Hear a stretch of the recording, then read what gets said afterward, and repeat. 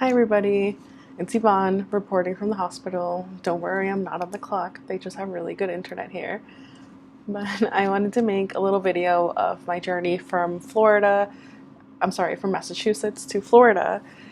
And the whole drive itself took 24 hours driving, but it took me about a week to get here because I took some breaks. I went exploring and I went to go see my good friend Christina that you'll see in the video. We went to college together, graduated with biotechnology associates. Then I went to go see my friend Eric. We worked together in UMass,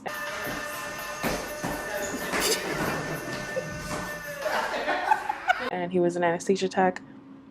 You'll get to see me paring down some of my things, having a yard sale, having to choose between like what I'm going to take, what I'm not going to take.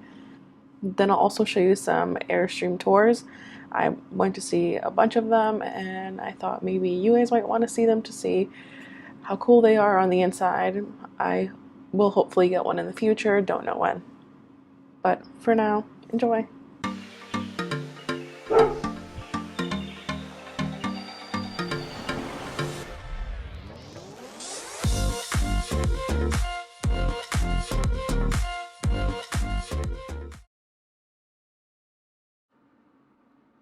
My journey began with my resignation letter at my last job. They made me some cupcakes and a cake. They were so sweet. It was so hard to leave there. I really loved the surgeries that I did there for the most part. Everything that I learned. I had to dance swap with everybody in the locker room one last time, flip off Valerie for one last time, and of course I had to empty out my locker, strip it of all of my pictures. Then I had to hang out with all of my friends that I wasn't going to see for a while. Here's my friend Zakaya, she's also a travel nurse. My friend Tia and her baby, Ava, my friend Mel, Therese. I did some pumpkin carving with my little sisters and her boyfriend. I had to trade in my Jeep Wrangler because I couldn't pull my nest. Her name is La Chona, and I really miss her. I really customized her, and I really miss her. But not gonna lie, I did enjoy getting a brand new Jeep Gladiator. I never ever had a brand new car. I always got used cars, so this was a nice adulting moment for me. Immediately changed out the hard top and put on the soft top, and I started to get to work.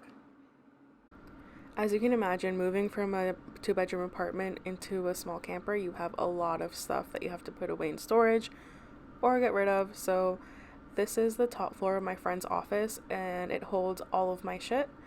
And I was committed to stay here for a few days so I could get rid of it, either by yard sale or donation. I also have my original cushions from my nest. Then I have my big queen size mattress and my bed frame for future use. One thing I'm kind of embarrassed to show you guys is paring down from my two-bedroom apartment. I took some footage, but seeing my two closets, like how much stuff I had, makes me feel, oops, I'm not used to the new mic yet. It makes me feel very overwhelmed, and knowing that I'm going back home in a few months and I have to pare down even more and get rid of more clothes, I get kind of anxious. So I'll take some footage of that when I do that. But living in the camper has made me realize I don't really use like half the clothes that I brought with me. And I had a little like a weather tight tote that I put in the truck of my bed that had fancier clothes for going out, and I've only gone in to use clothes in there like once, and instead I've put more clothes in there that I find are taking up space and in my camper, and I would much rather have them in the truck of the bed. So I'm getting more clothes that I can use for more things instead of my fancier going out clothes. But then again, I don't want to get rid of them because it might just be like a pandemic thing. Since I'm not going out as much due to the pandemic, I'm trying to like stay away from big crowds. So here you go. My biggest problem is that I have so much stuff, like just my closet. This is my high heels and boots. Some of my shirts, my summer ones, are put away. I have this much underwear, this much socks, and then I have my compression socks for work because I'm a surgical tech. I'm on my feet all day. I just have like a million leggings, a million sweatpants.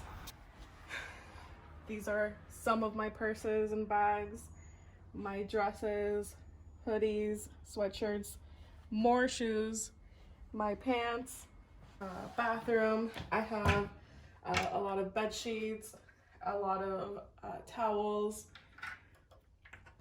and then if you come out here to my coat closet,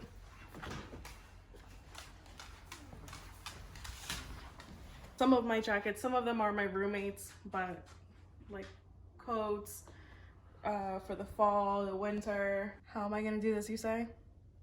Lots and lots of alcohol. Ugh. These are just lipsticks, lip glosses, because I love to do my makeup. This is my makeup desk. This is more makeup stuff. And then I have other makeup stuff. Don't let me forget my jewelry drawer thing. Embarrassingly enough, here's more purses. These mostly were given to me by my mom's client. My mom cleans houses, and my sunglass collection. My emo kid inside hurts. I don't know if I can let these ones go. Come on. And I just wanted to show you the bins that I got to put my storage stuff in. So this is pretty much like what I can take, along with some like this much hanging room. So I got these little things to put on the overhead where the dining room is. A bunch of them fit up there.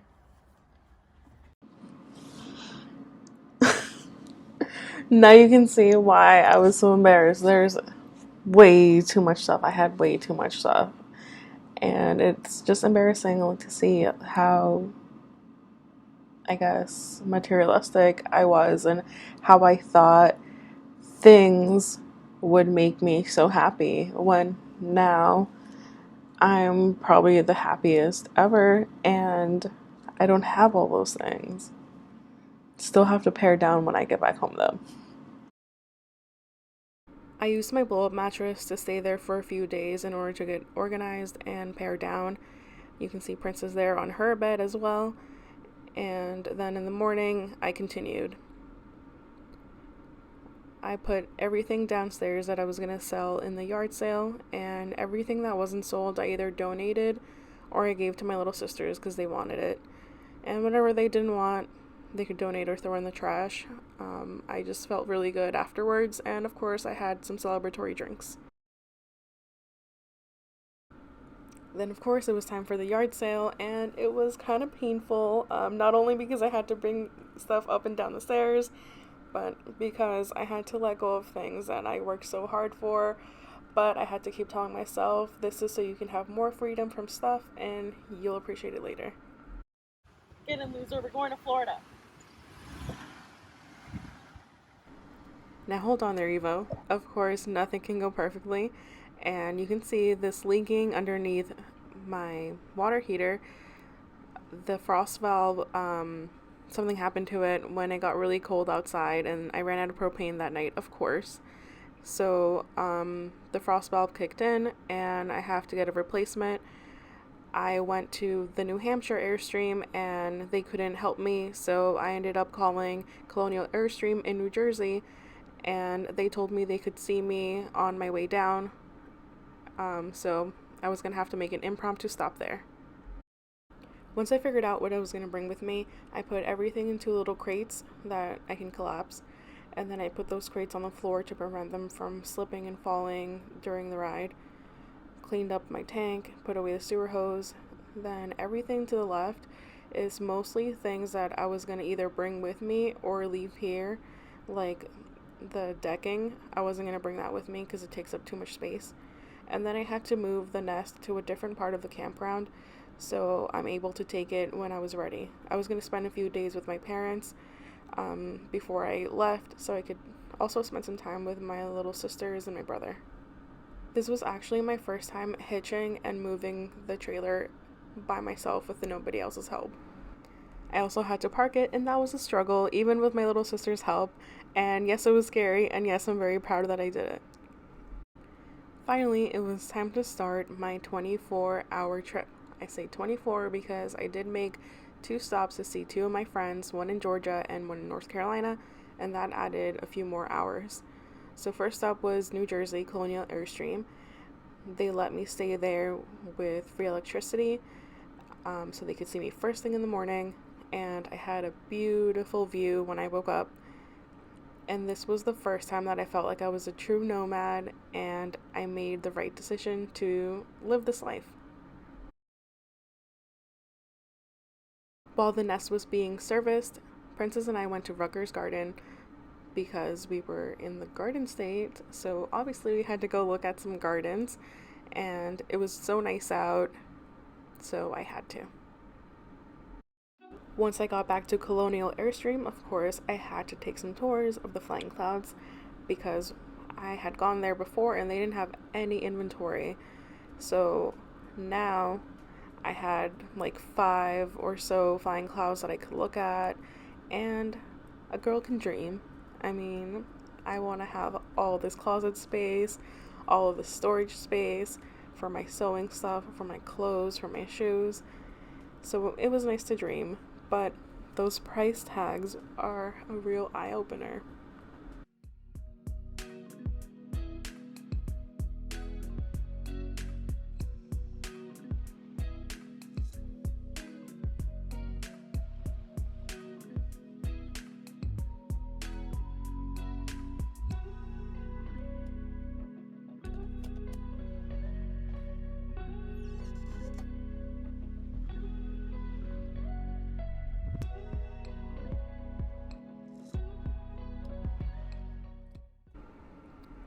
I don't know about you, but I love to open all the cabinets, all the doors, be as nosy as I can.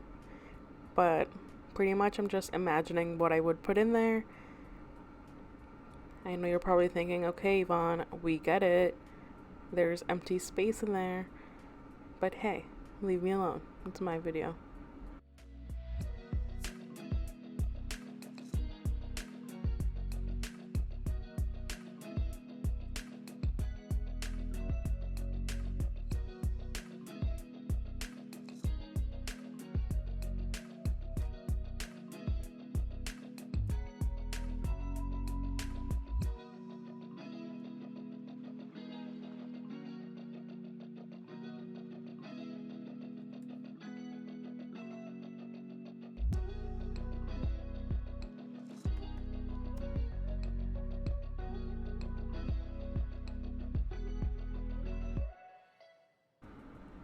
This was the perfect one for me.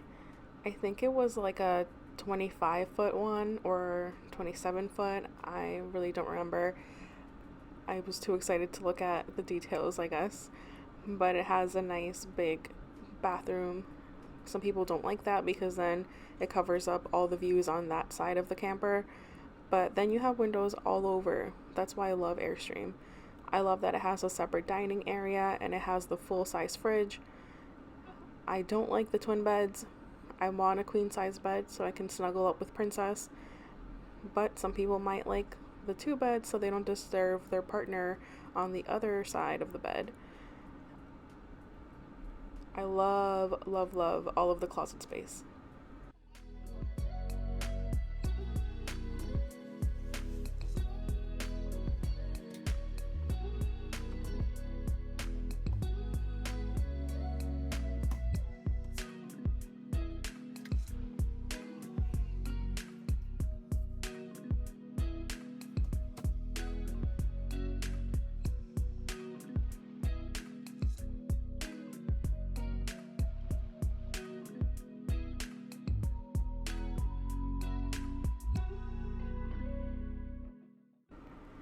Now this one was the fanciest one. I could not believe how big it was, how beautiful it was. I can definitely see why it has that price tag. It has a projector screen, a projector built in, and it has a TV that raises up from the counter, I believe, right there. It has your little workspace. Look at this big ass bathroom with that window. Lots of storage. Don't make fun of me that I could not open this with one hand, but then I got it.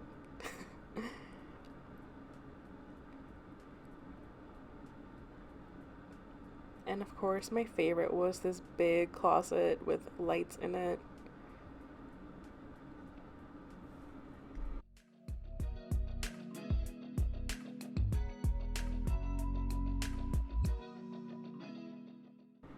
Out of curiosity, of course, I had to check out this Class C because I had never been in one of these. I was amazed at how big it was. It felt like a regular apartment, but I couldn't do it. It's too dark for me. But it is a lot of space. The bathroom was like a regular apartment as well. I could happily live in here if somebody gave it to me for free, you know? On the road again. Burn, burn, burn, burn, burn, burn. Going to Christina's house. And we're gonna see her baby and her brand new home. Here is Princess sleeping at a rest stop with me. After we woke up, I decided that Princess was very smelly, so I had to find a groomer to wash her, and these really, really nice ladies took Princess as a walk-in, and she smelled delicious. I went to eat some breakfast and drink some coffee while I was waiting. Then finally, I got to Christina's house in South Carolina, and afterwards, went to go get something to eat at this local pub. This area was so cute, and I got to walk Princess around. There was live music. It was awesome. At this point, it was time to head to Georgia to see Eric. I slept at a Home Depot parking lot, and then in the morning, he picked me up and took me to IHOP in his car and showed me his apartment. He's in anesthesia school, so he's got all the brains, ladies, and he's single. So, anyways, it was nice seeing him, but then I had to head home. There was lots of these billboards on the way to Florida. It was like an 8-hour drive, but finally, I got there. I'm sorry, I don't really have any videos. I don't know what happened to them.